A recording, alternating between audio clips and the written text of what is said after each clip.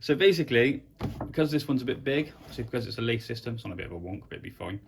I'm gonna cut it out, so obviously being very careful.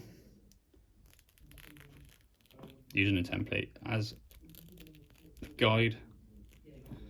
Keeping attention in the lace, because you don't want to just cut it through the hair.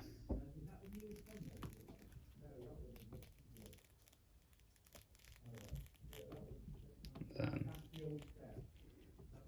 try to cut a bit to show you, so make it nice and easy. So I'm going to do that all the way around, so it's a nice right shape and size. Right, and so as you can see, I've mixed up some colour, and then what I'm going to do, I'm trying to do this one-handed, so bear with me.